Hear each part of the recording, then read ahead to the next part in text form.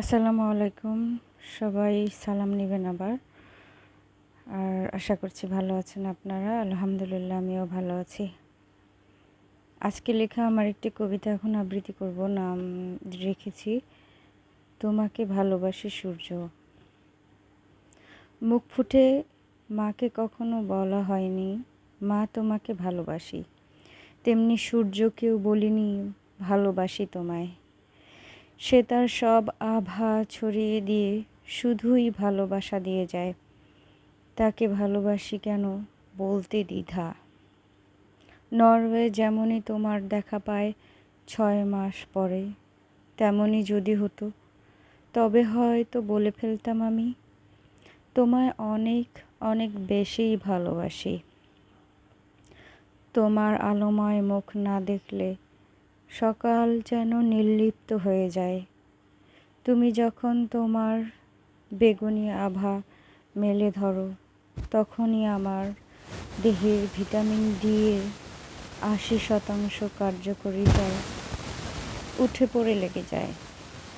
আর যতক্ষণ তুমি থাকো ঘুমিয়ে, ততক্ষণ আমার মাথা থেকে পা পর্যন্ত সকল যন্ত্রেরই অবসন্নতা তৈরি হয়।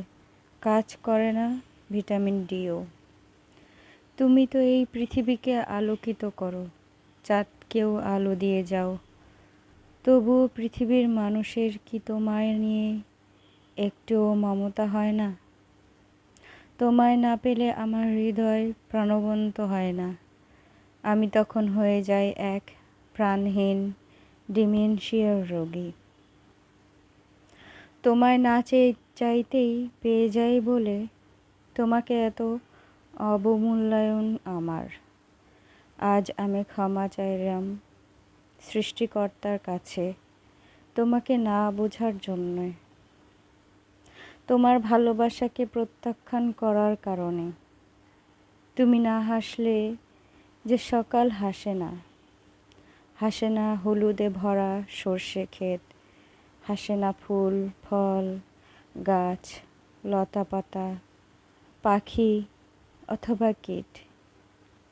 তোমাকে ভালোবাসি বলতে আমার এত বছর লেগে গেল আমারই মূর্খতায়।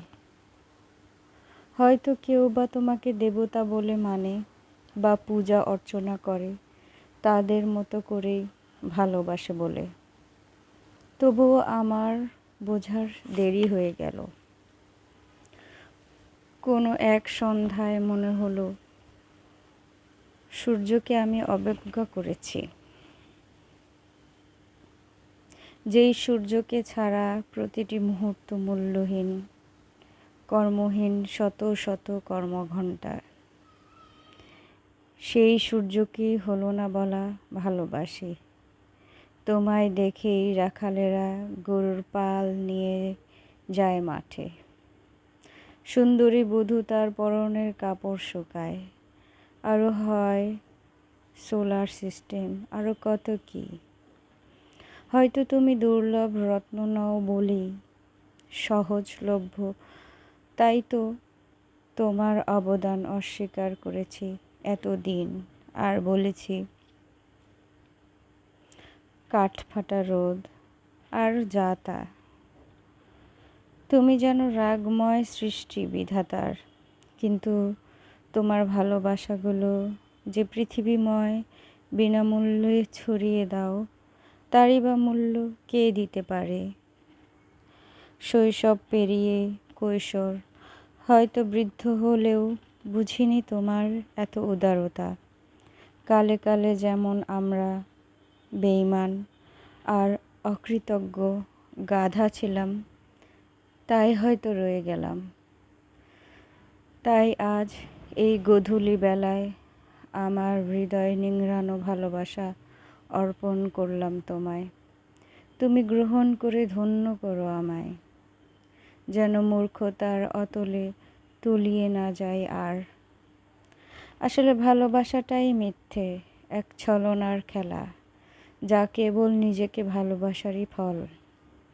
আমার ভালো লাগে বলেই যা কিছু আমার পছন্দের, তাকেই বলি ভালোবাসি। তাহলে ভালোবাসার আরেক নাম স্বার্থপরতা নয় কি? তবুও বলি, আমি তোমায় আজ ভালোবাসলাম। হে তপ্ত রৌদ্র, তোমার প্রখরতায় যেন মলিন হয়ে না যায় কোনো নির্মোগ সত্য। সত্য যেন তোমার মতোই আলোকিত করে চারিদিক, আরও উজ্জ্বল করে, আর ভালোবাসে মানুষের খুব যত্ন করে, খুব কাছ থেকে। আজ দুপুর 3টা 6 বৃহস্পতিবার 30/10/2025 লেখা এই কবিতাটা আমার একজনকে উৎসর্গ করলাম, যে বলেছিল কবিরা নাকি সূর্য নিয়ে কোনো কবিতাই লেখে না। যাই হোক, আরেকটি কথা, সেটা হচ্ছে আমার বোন,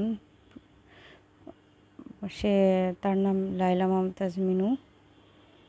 সে খুবই একজন প্রাণোচ্ছল মানুষ এবং সে সবার ভালো চায়। আজ সে যদি আমার পাশে থাকতো, তার মাঝে মাঝে মনে হয় তার বিয়ে যদি অনেক দেরিতে হতো, আরও দেরিতে হতো, তাহলে হয়তো আমি বিজনেসম্যান না হয়ে বড় একজন সরকারি বিসিএস ক্যাডার হতে পারতাম। কারণ আমার মুখস্থ করতে মন চাইতো না, ও আমাকে অনেক হেল্প করতো। ও একটা হেল্পফুল মানুষ, আল্লাহ ওর ভালো করুক। ওর জন্যে আমার এই কবিতাগুলো রিসাইট করা, আবৃত্তি করা, ওর উৎসাহের কারণে, ওর ইচ্ছের কারণে। ওর প্রতি কৃতজ্ঞতা, আমার বাবা মায়ের প্রতি কৃতজ্ঞতা। এই মুহূর্তে একটি গান মনে পড়ছে আমার বোনের জন্য, সেটা হচ্ছে, তুই আমার বড় বোন, তুই সুখ তুই জীবন, মনে মনে গাথা আছে এখন তো আমরা দুজন। সবাই ভালো থাকবেন, আল্লাহ হাফেজ।